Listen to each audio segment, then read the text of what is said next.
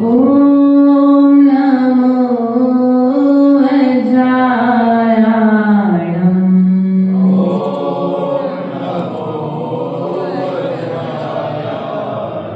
ओम नमो लोये सब साहुरम्।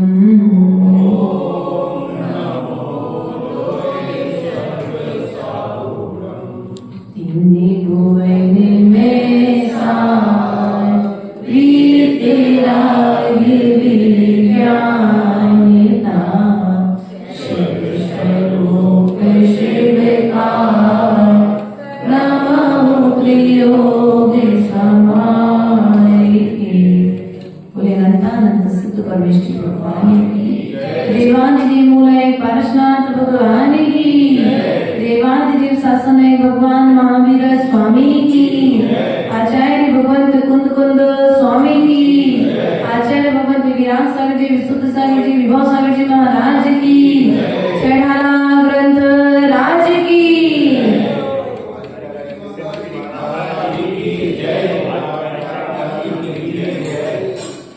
प्रिय बंधुओं, यहाँ पर अपना विषय चल रहा था, मिथ्यात्व को संसार का कारण बताया है। लेकिन वास्तविकता में मिथ्यात्व है क्या? मिथ्यात्व है क्या? मिथ्यात्व हमारी जो मोह की अवस्था है, वही तो मिथ्यात्व है। क्या है? हमारे द्वारा जो मोह किया जा रहा है, वही तो मिथ्यात्व है। क्योंकि मोह से ढका हुआ ज्ञान स्वभाव का ज्ञान नहीं होने देता है। पूज्यपाद स्वामी ने कहा है, मोहेन संवृतम ज्ञानम स्वभावम लभते नहीं मत्तः पुमान पदार्थानाम यथा मदन को। अर्थात मोह से ढका हुआ ज्ञान स्वरूप का ज्ञान नहीं होने देता है। जिस प्रकार से आकाश में सूरज को यदि बादल ढांक ले तो क्या होगा? सूर्य दिखाई देता है क्या? नहीं दिखाई देता है। उसी प्रकार से यह जो मोह है, यह हमें हमारे स्वभाव तक पहुंचने नहीं देता है। अर्थात मोह का त्याग करना ही तो मिथ्यात्व का त्याग करना है। इसलिए यदि तुम्हें सम्यक दृष्टि होना है, सम्यक दर्शन को प्राप्त करना है, तो अपने भीतर में विराजमान मोह को त्याग करना पड़ेगा। किस किस से मोह है? वपुर ग्रहम धनम दारा पुत्रा मित्राणि शत्रुवा सर्वधान्य स्वभावानि मूढ़ा स्वानि प्रपद्यते। अर्थात वपुर ग्रहम धनम दारा, पुत्र से, पत्नी से, धन से, मित्र से क्या करता है व्यक्ति? बोलो तो भैया ने कहा भांड। भांड अर्थात बर्तन। घर की एक कटोरी यदि दूसरे के चौके में धोखे से पहुंच जाए तो सामने वाले के छगले भर बर्तन में से अपनी एक कटोरी भाई लोग छांट करके, उनकी मोह की स्थिति देखो, उनकी एकाग्रता देखो कि बरसों पुरानी कटोरी, चम्मच, प्लेट, गिलास को भी पहचान लेती हैं।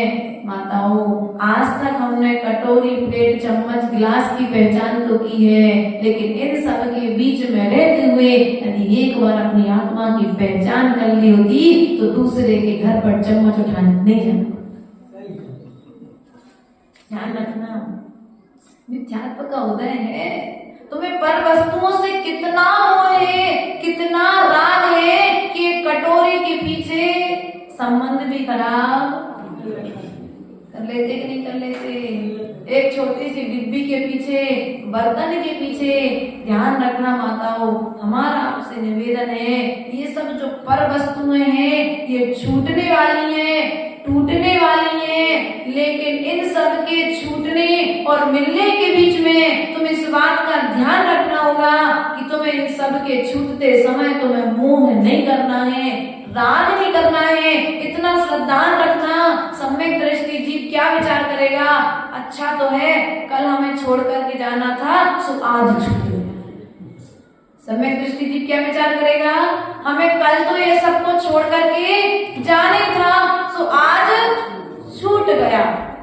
लेकिन मिथ्या दृष्टि मुंह आकर के कहेगा ऐसे कैसे भैया, हमारे जीवन भर की कमाई है, हमारी बॉडी तो वही चम्मच से पानी पिए, भैया को कोई और सब पीता ही नहीं है, हमें तो बात चम्मच।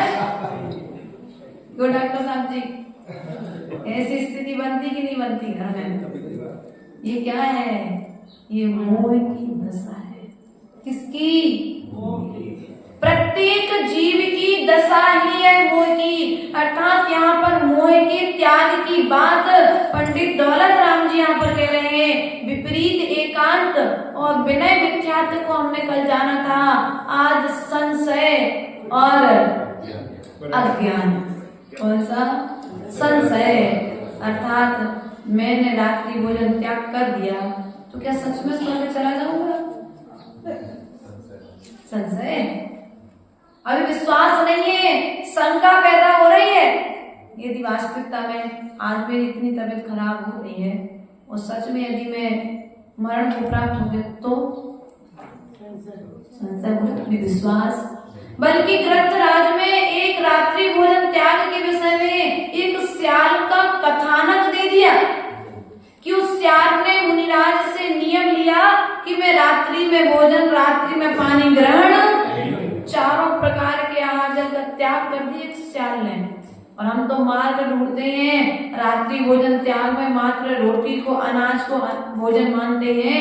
पानी, दूध, लिक्विड, रबड़ी, मूंगफली, ये सब रात्रि भोजन है तुम्हारे हिसाब से चलता है। ये तो मखाने में क्या दोष है माता जी, मूंगफली में क्या दोष है? चार प्रकार के आहारों की जब विवक्षा आती है भैया तो खाद्य, स्वाद, पेय और लेप, चार प्रकार के आहारों की व्यवस्था में अनाज के लिए भी भोजन कहा है। स्वादिष्ट भोजन, सौंफ, सुपारी, इलायची आदि भी ग्रहण करना भोजन के अंतर्गत आता है। पानी भी ग्रहण करना पेय पदार्थ के अंतर्गत आता है। और वहाँ पर स्वाद आहार में अर्थात लेप आहार में अपने रबड़ी आदि जो है, जो चाट करके ग्रहण की जाती है, ऐसे रबड़ी, पेड़ा आदि भी व्यवस्थाएं बताई गई हैं। तो प्रिय बंधुओं ध्यान रखना, यदि मिथ्यात्व का त्याग होगा तो फिर तुम्हारे भीतर में इस तरह की भावनाएं, शंका उत्पन्न, संशय उत्पन्न। माता जी ने तो कहा है कि जो भगवान का कलश उठाता है, भगवान का कलश उठाने वाले जीव के कर्म कट जाते हैं। अर्थात जो भगवान का अभिषेक करता है, सौधर्मिंद्र उसका अभिषेक करता है। अब कह तो दी और तुमने सुन ली, लेकिन अब मान के चलो हम करने तो लगेंगे, लेकिन सबूत क्या है माता जी आप बताओ? यदि अपन मानने लगे प्रमाण, तो प्रमाण के रूप में जिनवाड़ी ने कह दिया भैया श्रेष्ठ आचरण करने वाले इतने जीव मोक्ष गए ही हैं, क्या भी नहीं है, बहुत सारे जीव मोक्ष गए हैं, तो तुम भी मोक्ष जाओगे।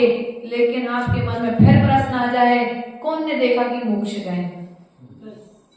क्या फिर प्रश्न पे प्रश्न खड़ा हो जाए कि राम जी मोक्ष में हैं, पार्श्वनाथ भगवान विद्यालय में हैं, ये किसने देखा?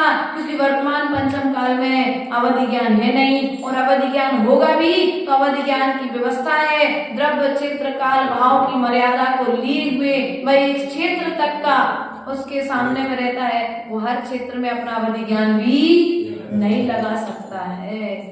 जैसे शैलेश भैया के पास में प्रॉपर्टी है, तो भैया तुम्हारे पास जितनी प्रॉपर्टी की रजिस्ट्री है उतनी तो बेच पाओगे, उसके आगे की नहीं बेच पाओगे। ऐसे अवधि ज्ञान की भी व्यवस्था है, मना पर है आदि ज्ञान की भी व्यवस्था है कि दूसरे के मन की बात को जान लोगे, लेकिन जो तुम्हारे आसपास में होगा उसकी तो जान पाओगे, सबकी थोड़ी ना जानोगे। इसलिए प्रिय बंधुओं मिथ्यात्व के त्याग की ओर शंका मत करो। किस पर? देव शास्त्र। और आज हमें कल्याण का मार्ग यदि चयन करना है तो इन तीन पर बिल्कुल अडिग विश्वास हो जाओ कि जो गुरु ने कहा है वह मेरे कल्याण के लिए ही कहा है, भी नहीं, मेरे कल्याण के लिए ही कहा है। क्योंकि आचार्य गुरुदेव कहते हैं जो अपने जीवन में नियमों को धारण करता है, व्रतों को धारण करता है, एक दिन वह जीव कर्मों को क्षय करके सिद्धालय में जाकर के विराजमान हो जाता है। लेकिन सिद्धालय जाने में क्या फायदा, पहले पूरी जिंदगी जी तो लेने दो, अच्छे से जी तो लेने दो भैया, जीवन भर कमाया है तो जी लेने दो, नहीं तो फिर दीक्षा लेने के बाद हमने काय के लिए कमाया, भोग के लिए तो कमाया है। कमाते कमाते बाल सफेद हो गए, मकान बनाते बनाते बाल सफेद हो गए, और जब रहने की बारी आई तो महाराज जी ने कहा बड़े भैया अब दीक्षा ले लो। तो बड़े भैया कह रहे महाराज हमने ऊँ सही थोड़ी ना करो, तो जो मकान है ऐसे थोड़ी ना बनाओ, तो क्या आप आओ और दीक्षा ले भी चलेंगे, अब रह भी तो लेने दो हमें कुछ दिन, क्योंकि अब रह लेंगे उसके बाद फिर हम कभी जाने का विचार, लेकिन कभी वो तुम्हारा उदय में आएगा, वो कल तुम्हारे उदय में पुनः आएगा क्या? जो आज पुण्य का उदय है वो कल आने वाला, क्योंकि आज जो तुम कार्य कर रहे हो और कर पा रहे हो, कल वो कार्य कर पाओगे क्या? क्योंकि प्रतिपल जैसे घड़ी का काटा चल रहा है, आगे समय बढ़ता चला रहा है, चला जा रहा है, उसी प्रकार से हमारा आयु कर्म भी समाप्त। चक्रवर्ती के सौंदर्य की चर्चा स्वर्गों में हो रही थी, चक्रवर्ती के सौंदर्य की चर्चा स्वर्गों में हो रही थी, तो देवों के मन में विचार आया कि क्यों ना मैं उस स्वर्ग अच्छा सौंदर्य को धारण करने वाले चक्रवर्ती का दर्शन करके आऊं। तो दो देव स्वर्ग से चक्रवर्ती का देखने के लिए स्वर्ग से धरती पर आए, और जैसे ही धरती पर आए तो उन्होंने देखा कि वास्तविकता में चक्रवर्ती स्नान कर रहा था, सभी तरह के उपकरणों को एक तरफ रख करके, सभी तरह के श्रृंगार का त्याग करके स्नान कर रहा था। और जब देवों ने देखा तो वास्तविकता में यह चक्रवर्ती तारीफ के काबिल है, लगभग इसके समान सुंदर इस पृथ्वी तल पर कोई नहीं है। अर्थात उसके तल पर जो पानी की बूंद पड़ी थी, वे पानी की बूंद इस तरह दिखाई दे रही थी जैसे कमल के पत्तों पर पानी की बूंदें सूर्य की किरणें पड़ने पर मोती के समान चमकती हैं, वैसे ही चक्रवर्ती के तन पर पड़ी हुई पानी की बूंदें मोती के तुल्य चमक रही थी। चक्रवर्ती की आभा प्रभा के कारण उन्होंने दरबारियों से, क्योंकि देव थे तो विक्रिया स्त्री से छोटा सा तन बना करके उस स्नान गृह में प्रवेश कर गए और देख करके वापस आ गए। हाँ है ना। अब जब भी पहुंचे चक्रवर्ती की दरबार में, दरबारियों से पूछा मुझे चक्रवर्ती से मिलना है, तो दरबारियों ने कहा कि नहीं चक्रवर्ती अभी नहीं मिलेंगे, स्नान गृह में आप सभा में पधारेंगे जब आप पहुंचना। ठीक है, वे दरबार में पहुंच गए, और जैसे दरबार में पहुंचे तो उनके मुख से निकल गया जो पहले था अब नहीं है। क्या निकल गया भैया? जो पहले था वो अब नहीं है। इतना बात सुनकर के चक्रवर्ती ने पूछा, सनत चक्रवर्ती ने, तो भैया बात क्या है? जो पहले था वो अब नहीं रहा। तो बोले हाँ भगवान, जो पहले रूप और सौंदर्य हमने आपका देखा था वो अब नहीं रहा। बोले कैसे? तो बोले एक गिलास लाया जाए और एक घास का टुकड़ा लाया जाए। एक पानी भर के गिलास लाया गया और उस तिनके को, उस घास को उस पानी के गिलास में डाला गया। उन देवों ने चक्रवर्ती से पूछा, सभासदों से पूछा कि बताओ इस गिलास में पानी कितना है? बोले जितना पहले दिख रहा था उतना ही पानी है। बोले कुछ कम हुआ क्या?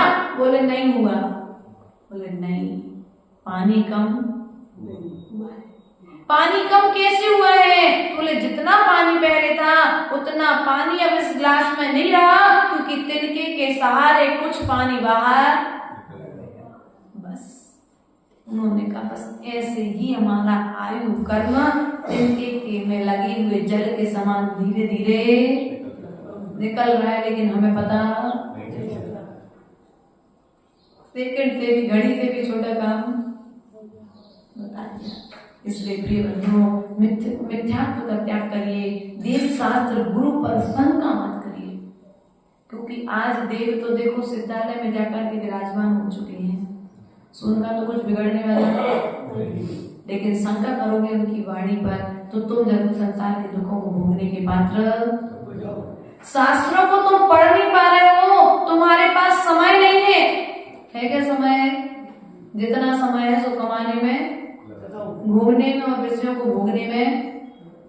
थोड़ा बहुत समय आप अपने निकाल पाते हो, उस समय में भी आप शास्त्रों को शास्त्र की भाषा में नहीं पढ़ पाते हो। जो शास्त्र में आचार्यों ने कही है उस अर्थ के रियल अर्थ तक नहीं पहुंच पाते हो। जो भाव भाषा उन्होंने की है उस एग्जैक्ट अर्थ को नहीं समझ पाते हो। अब शरण क्या है?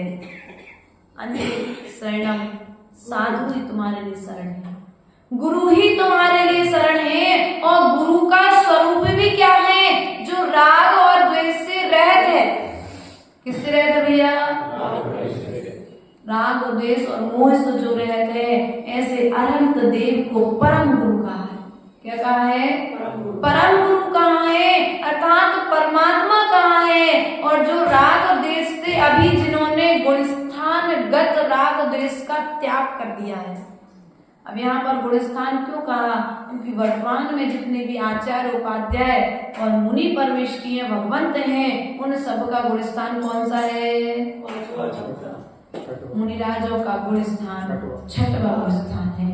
कौन सा गुणस्थान है? आर्य तो माता जी का कौन सा गुणस्थान है? पांचवा गुणस्थान है। मुनिराजों का, आचार्यों का और उपाध्याय परमेश जी का छठवां गुणस्थान है। वो छठवें गुणस्थान का नाम क्या है माता जी? माता जी छठवां गुणस्थान कौन सा है बेटा? प्रमत्त गुणस्थान। कौन सा गुणस्थान है? प्रमत्त गुणस्थान है। अर्थात प्रमत्त गुणस्थान ही आकर के कहता है जिसमें प्रमाद का जहाँ पर प्रवेश है, प्रमाद को त्याग करके जहाँ पर पुरुषार्थ करके क्या प्रयास किया जा रहा है। क्या किया जा रहा है?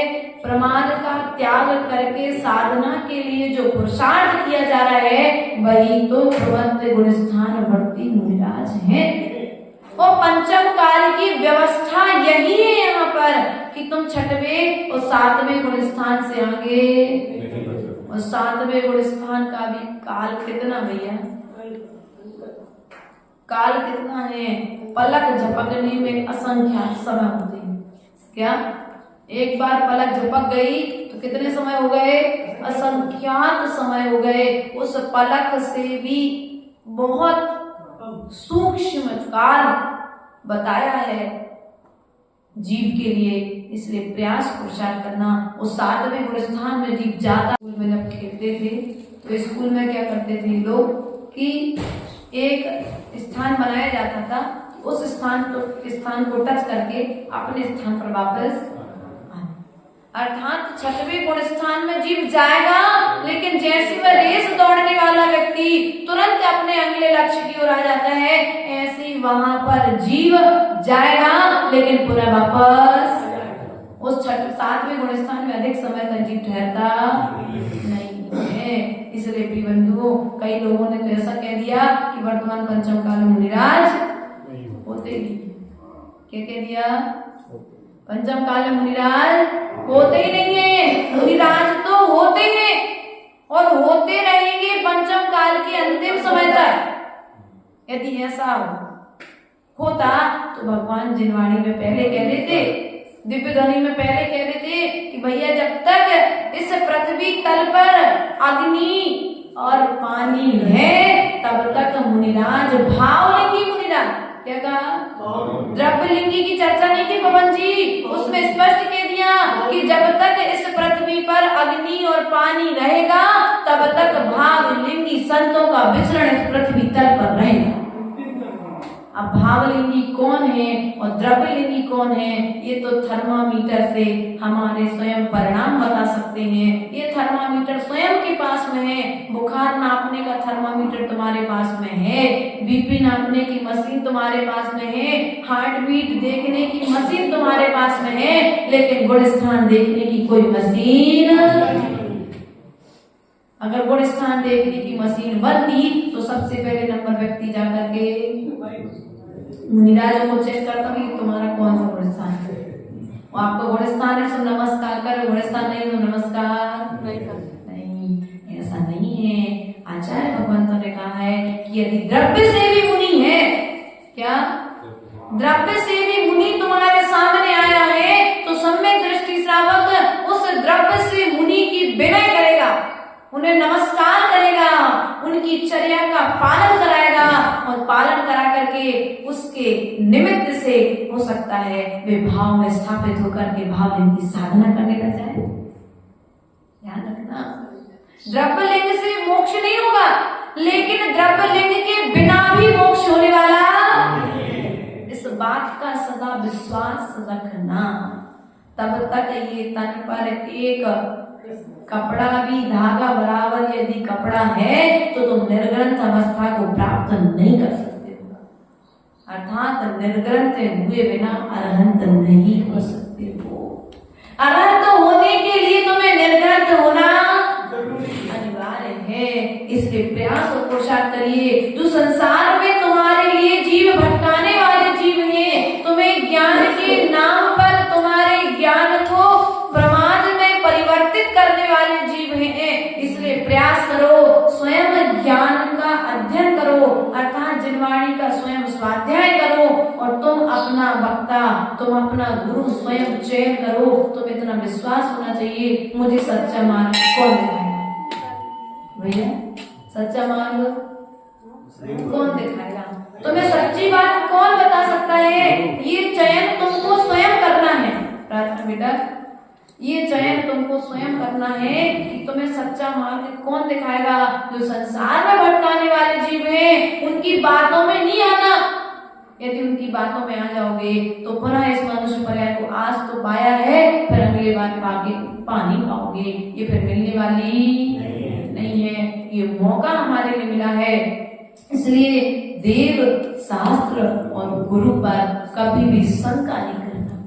क्या जिस प्रकार से मट्टी समर्पित होकर के कलश रूप बन जाती है, यदि मट्टी डरने लग जाए कि हमारे लिए तो कुम्हार कूटेगा, पीटेगा, छानेगा, पैरों से रौंदेगा और कष्ट होगा, गुरुदेव अच्छा आएंगे, नियम देंगे, हमें चौका लगाना पड़ेगा, उनका आहार कराना पड़ेगा, उनके विहार कराना पड़ेगा, इन सब बातों को सोच करके यदि हम डरने लगेंगे तो ध्यान रखना कभी भी हम आचरण को प्राप्त, अर्थात उस कलश को जब कष्ट सहन करने पड़ते हैं तब वह इष्ट कार्य का कारण बनता है। कलश जब कष्ट सहन करता है तब इष्ट कार्य का कारण बनता है। उसी प्रकार से जब हम मुनिराजों की वैयावृत्ति करेंगे, हमें थोड़ा सा अपना समय निकाल करके कष्ट तुम्हें लगेगा कि हमें कष्ट हो रहा है कार्य करते हुए, लेकिन ध्यान रखना आज इष्ट के सेवा में सहन किया गया कष्ट भी तुम्हारे लिए कल कर्मों से रहित करने में कारण बनेगा। इसलिए कष्ट सहन करना भी कर्म निद्रा का कारण है। प्रत्येक कष्ट तुम्हें कर्म से जोड़े ऐसा कोई जरूरी नहीं। तुम्हें दुख हो रहा है, तुम्हें दर्द हो रहा है, तकलीफ हो रही, समय नहीं है, सब कुछ विचार कर रहे, लेकिन फिर भी समय निकाल करके गुरु सेवा में देखा एक परिवार मिला हमको छिंदवाड़ा में, जिसमें परिवार पूरा स्वाध्याय प्रेमी और बच्चे पूरे निर्ग्रंथ मुद्रा को प्रेम करने वाले। क्या परिवार में अन्य जन स्वाध्याय प्रेमी और जो उनकी पीढ़ी हुई, अगली पीढ़ी जो हुई वो पूरी निर्ग्रंथ मुद्रा पर प्रेम करने वाली, उनकी साधना में सहयोग करने वाली वो बालिका जब हम लोग के पास में आती थी, बहुत कष्ट सहन करना पड़ता था उसको। कभी माँ की डांट खानी पड़ती थी, कभी पिता की डांट खानी पड़ती थी, लेकिन फिर भी उसने कहा हम ये कष्ट तो सहन कर लेंगे, लेकिन कभी निर्लज्ज गुरुओं की भैया बत्ती नहीं छोड़ेंगे। उसे कष्ट तो हुआ, लेकिन इष्ट की सेवा में सहन किया गया कष्ट भी कर्म निर्जरा का कारण हो जाता है। इसलिए प्रिय बंधुओं, कभी शंका मत करना, संशय मत करना जिनवाणी पर, गुरु पर और अज्ञान अर्थात हित और अहित, क्या कहा यहाँ पर, हित और अहित का विचार किए बिना विवेक से रहित होकर के कार्य करना। किससे रह करके महाराज जी हमें फुर्सत नहीं है, देखो हम ऑफिस वाले हैं, तो ऐसा है कि आपको कोई चातुर्मास नहीं करा रहा था, तो हमने आपका चातुर्मास, एक काम करो आप बढ़िया यहाँ पे आराम से हो, आपको सुबह 2 कर्मचारी लगा दिए हैं, तो बढ़िया आप आहार करना, हम हफ्ते में 1 दिन आकर के आपको, और यदि कोई तकलीफ रहे तो हम ये फोन रख जाते हैं आपके पास में, तो फोन लगा करके मैसेज छोड़ देना, तो आपकी व्यवस्था हम सब चल रहा है, बोलो तो। हित अहित का विचार न करके अज्ञान दशा में हमने ये कार्य कर रहे हैं, नहीं कर रहे।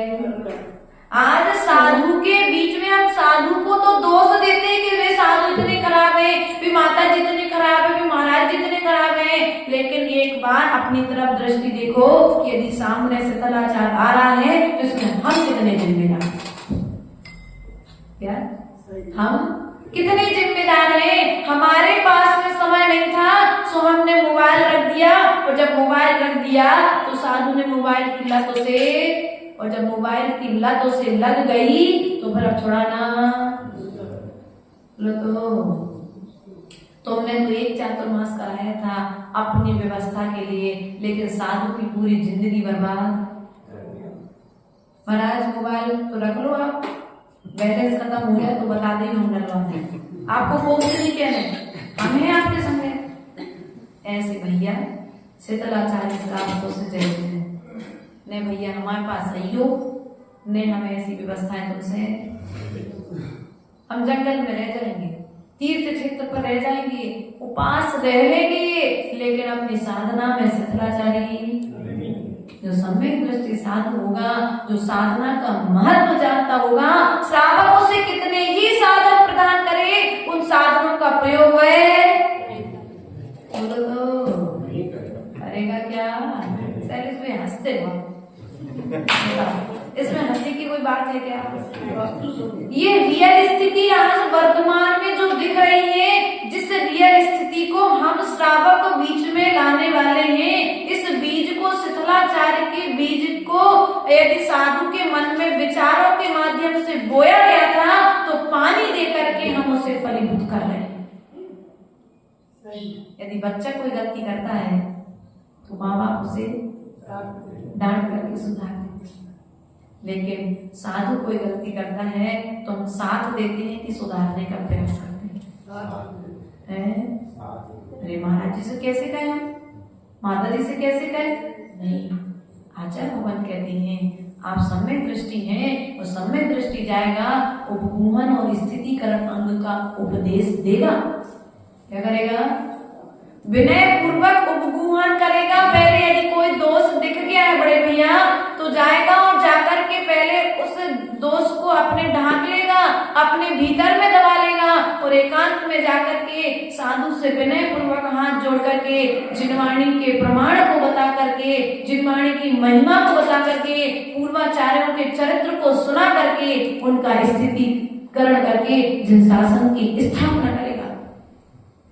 लेकिन आज स्थिति क्या है महाराज, वीवो का मोबाइल अच्छा नहीं, आप एप्पल का मोबाइल रखो, इसकी अभी व्यवस्था अच्छी, क्या करते ना आप लोग, यही करते ना।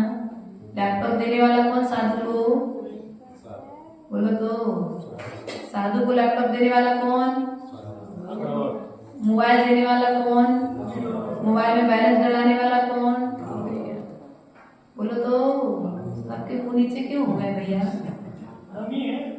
हमारे बीच से कोई ना कोई तो इस पृथ्वी तल पर विचरण करने वाले साधुओं को बिगाड़ने में कारण। अपना बच्चा बिगड़ता है तो हम उस बच्चे को डांट करके, मार करके समझाने का प्रयास करते, सुधारने का प्रयास करते हैं। तो बच्चा तो एक घर का बिगाड़ करेगा यदि बिगड़ेगा, और यदि एक साधु बिगड़ गया तो पूरा जिन शासन अप्रभावित हो गया।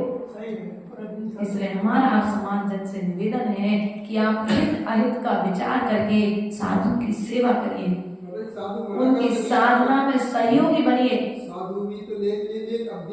सुनो भैया, देखो क्या होता है, बच्चे को जब ज्ञान नहीं होता है ना, पाप कर्म को उदय आता है ना, यदि तुम दूध के गिलास में शराब भर के दे दोगे तो बच्चा माँ ने दी है ना, पर समझ करके, समझ रहे ना। कभी कभी पाप कर्म का जब उदय तीव्र आता है ना डॉक्टर साहब, तो स्थिति बालक व साधु की भी, लेकिन श्रावक को कभी भी तो जब पाप कहीं ना कहीं पनपता है तो परस्परोपद्रव जीवनाम, एक दूसरे के निमित्त से ही पनपता है। कहीं साधु गलत होता है तो कहीं श्रावक गलत होता है, लेकिन ध्यान रखना है इन दोनों के बीच में जो गलती है उस गलती को सुधारने वाला भी श्रावक और साधु ही होता है, कोई दूसरा। इसलिए यदि आप अज्ञान से सहत हैं तो अपने उस अज्ञान का त्याग कीजिए और साधना के योग पिच्छी, कमंडल और शास्त्र। क्या है भैया? पिच्छी, कमंडल और आप पिच्छी भेंट कीजिए साधु के लिए। यदि साधु कहता है तो आप जिनवाणी छपवा दो, जिनवाणी स्थापित करवा दो।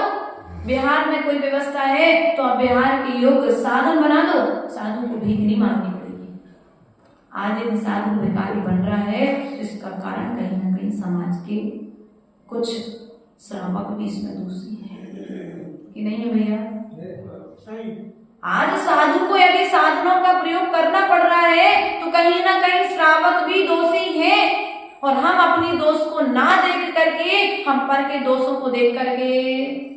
राजा श्रेणिक का उदाहरण आता है इस विषय में कि राजा श्रेणिक को जब भगवान महावीर स्वामी के समूषण में छाया समय दर्शन हो गया, राजा श्रेणिक चरित्र में उदाहरण आया है, पढ़ लेना ग्रंथ राज्य मिल जाए तो, कि राजा श्रेणिक के छाया दर्शन, सम्यक दर्शन की परीक्षा लेने के लिए स्वर्ग के दो देव आए, और स्वर्ग के दो देव ऐसे आए कि एक ने गर्भवती आरिका का भेष बनाया और एक ने मछली पकड़ते हुए मुनिराज का भेष बना लिया। क्या नहीं सुनी ना मनीष भैया? पहली बार सुन रहे, आश्चर्य नहीं करना, ये सच्ची घटना है, अपने श्रेणिक चरित्र में आई है। 11 से 14वें पर्व के मध्य की अंतिम जो पर्व है उसमें आई है।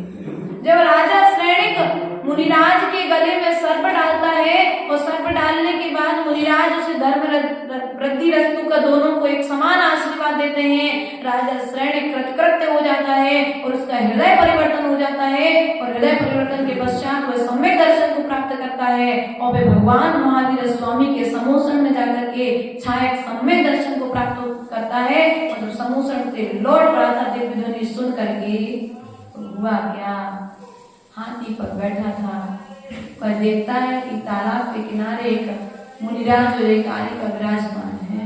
क्या देखता है? एक मुनिराज और एक आरिका माता जी विराजमान है, और आरिका माता जी भी कैसे दिख रही है? उनका पेट बड़ा दिख रहा है, और मुनिराज के हाथ में ये क्या, तार बंधी हुई लकड़ी। उसने अपना हाथी मोड़ लिया उस मार्ग से। क्या किया? हाथी मोड़ लिया, क्योंकि उसके साथ में बहुत सारी प्रजा थी।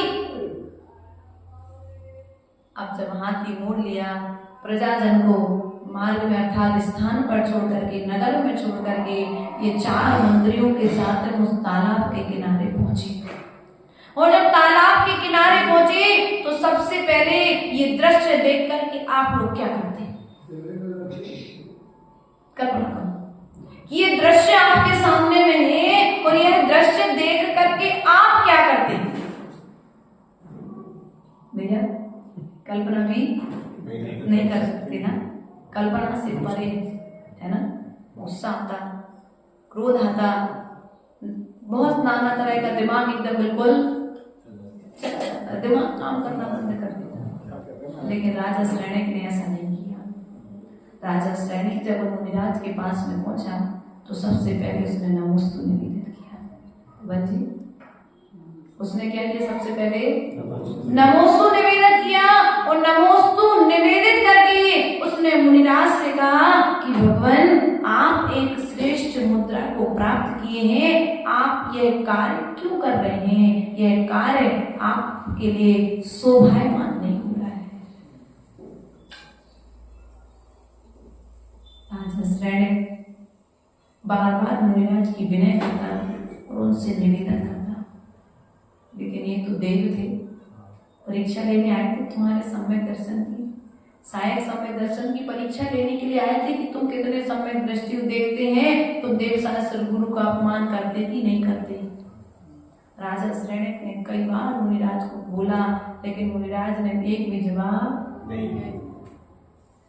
जब बहुत देर राजा श्रेणिक को बोलते बोलते हो गई तो मुनिराज ने कहा, श्रेणिक कुमार तुमको दिखता नहीं है कि मेरे निमित्त से आरिका गर्भवती हुई है और इस आरिका को दोहला हुआ है कि मुझे मछली खाना है, इसलिए मैं इसे इसकी इच्छा पूर्ति के लिए मछली पकड़ पकड़ के अपने कमंडल में डाल रहा हूं। जब दोनों की वार्ता बहुत देर तक होती रही, बहुत देर हो गई, तो राजा श्रेणिक ने हार नहीं मानी। और जब राजा श्रेणिक ने हार नहीं मानी तो देवों ने राजा श्रेणिक को नमस्कार किया, अपने भेष में वापस आ गए। उन्होंने कहा कि आपने कृत्य क्यों किया? बोले मैं हम आपके सहायक सम्यक दर्शन की परीक्षा लेने के लिए आए थे। उन्होंने चाहे थे तो पूरी प्रजा को ला करके मुनिराज के प्रति गलत कार्य बोला तो हमारे लिए कोई किसी की गुप्त बात पता पड़ जाए, श्रावक की हो या साधु की, सबसे पहले हम मोबाइल फोटो फोन चालू नहीं, सबसे पहला सम्यक दृष्टि का अंग है उपगूहन अंग। कौन सा है भैया? उपगूहन अंग, अर्थात उस दोष को ढकना। क्या करना? उस दोष को ढकना और ढकने के पश्चात में एकांत पा करके उस जीव को संबोधन प्रदान करना। लेकिन हम करते तो कुछ, आप बताओ, सम्यक दृष्टि हो कि मिथ्या दृष्टि? अभी अज्ञान छूटा कहाँ है? क्योंकि ज्ञान हमारे भीतर में आया नहीं है, और जब ज्ञान आया नहीं है तो ज्ञान छूटेगा। खटाई हटेगी तो दूध रखा जाएगा, और खटाई हटेगी नहीं पात्र में से तो दूध रखोगे कैसे? यदि दूध रखोगे भी तो दूध क्या होगा? उसी प्रकार से अज्ञान दशा में, मिथ्यात्व दशा में तुम कितना ही ज्ञान प्राप्त कर लो, वो सबका सब दूध जाकर के वो खटाई करता था। अज्ञान के कारण वह ज्ञान पूरा मिथ्यात्व में परिवर्तित हो जाएगा। इसलिए प्रिय बंधुओं, हित और अहित का विचार करके हमें अज्ञान का त्याग करना चाहिए। अज्ञान दशा में हमें कोई पाप नहीं कर, ज्ञान दशा में हमें कोई पाप नहीं करना चाहिए। और अज्ञान दशा में यदि कोई पाप हो जाए और उससे पाप का यदि ज्ञान हो जाए तो ज्ञान पूर्वक उस पाप का त्याग कर देना चाहिए। क्या कर देना चाहिए? थोड़ा अजीब सा लग रहा है आप लोग, ऐसा लग रहा सब ऐसे शॉर्ट से हो गए बिल्कुल सुन करके। ध्यान रखना, बहुत सारे कथानक आते हैं ग्रंथों में, लेकिन हमारे पास समय ना होने के कारण हम शास्त्रों को पढ़ नहीं पाते हैं। इसलिए हम क्या होते हैं? प्रमाद में सहयोगी बन जाते हैं। इसलिए प्रयास और पुरुषार्थ करो। साधु के योग जो साधना के साधन है भैया, हम जब अकलतरा पहुंचे छत्तीसगढ़ में तो हमारी शुरू से आदत है, आज से नहीं है, कि श्रावक से जितनी आवश्यकता है अपनी व्यवस्थाओं के लिए उतना सहयोग लेना, बाकी फिर श्रावक अपना जाने। तो जब वहां पर पहुंचे तो वहां पर हमें एक चित्र दिखा, और हम तो कहते हर साधु को जिस कमरे में आपको साधु को साधना कराना है उस कमरे में चित्र आपको बनाना चाहिए। उन्होंने एक चित्र बनाया था कि एक नदी का किनारा, एक वृक्ष, और वृक्ष के नीचे एक मुनिराज साधना करते हुए, और वहां पर साइड में एक जिनवाणी का चित्र बनाया, फिर एक कमंडल का चित्र बनाया, एक पिछी का चित्र बनाया और बता दिया कि साधु के 3 चिन्ह हैं, पिछी, कमंडल और साधु के 3 उपकरण हैं। अब साधु चाहते हुए भी प्रमाद, क्योंकि हमारा संकेत, हमारा चित्र ही बता रहा है कि हम क्या चाहते हैं। तो तुमसे साधु कहीं गलत कार्य की चाह रखेगा क्या? नहीं रखेगा। लेकिन ध्यान रखना, प्रभावना कम हो चलेगी। गुरुदेव सदा कहते हैं अप्रभावना बिल्कुल नहीं होना चाहिए। इसलिए आप श्रावकों से भी हमारा यही निवेदन है कि आप यदि साधु को साधु बना रहने देना चाहते हैं तो आपको पहले सम्यक दृष्टि बनना पड़ेगा, और जब आप सम्यक दृष्टि बन जाएंगे तो आप साधु की साधना में सहयोगी बनकर के निर्दोष रूप से इस मोक्ष मार्ग की साधना करा पाएंगे। इसलिए स्वयं को पहले निर्दोष होना पड़ेगा। गुरु स्थानगत श्रावक पर्यायगत तो तुम्हें निर्दोष वस्त्र पहने हुए भी कई श्रावक ऐसे हैं जो साधुओं से ज्यादा साधना करते हैं, कर लेते हैं, लेकिन फिर भी वस्त्र पहने हुए भी मोक्ष नहीं जाते भी। साधना तो कर लेते हैं, तो साधना से मोक्ष हो जाता है क्या? साधना से तो संस्कार बनता है, साधना से मोक्ष नहीं होता है। क्या? साधना से तो संस्कार बन जाता है। और श्रावक पर्याय में जो साधना के संस्कार बना लिए जाते हैं वे साधु बनकर के कर्म निर्जरा का कारण बनते हैं, और कर्म निर्जरा का कारण बनकर के वे हमें कर्मों से रहित होकर के सिद्ध अवस्था को प्राप्त करा देते हैं। इसलिए आप सभी से भी हमारा यही निवेदन है बारंबार कि आप श्रावक हैं तो श्रावक होकर के आप साधु की साधना में सहयोगी बने। वही उपकरण साधु को प्रदान करें जो उपकरण उसके उपयोग में आए। वही उपकरण दे साधु को जो उपकरण उन्हें साधना में दोष न लगाए।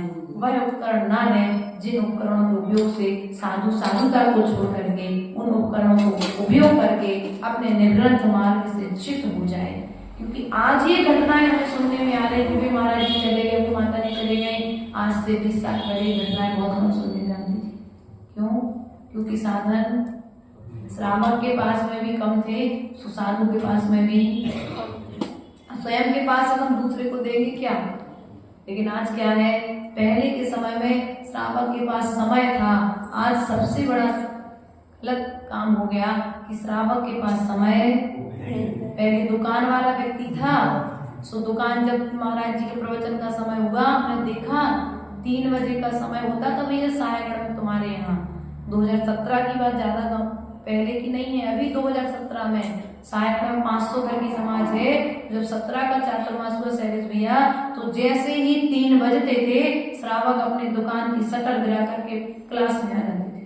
पुरुष वर्ग, महिला वर्ग तो हर जगह पहुंच जाता है, लेकिन पुरुष वर्ग दुकान की शटर गिरा करके प्रवचन में। अब साधु को जब मालूम है कि श्रावक हमारे पास आएगा क्लास में, तो क्या करेगा, सब काम छोड़ करके पहले अपने प्रतिकर्म की तैयारी, स्वाध्याय की तैयारी।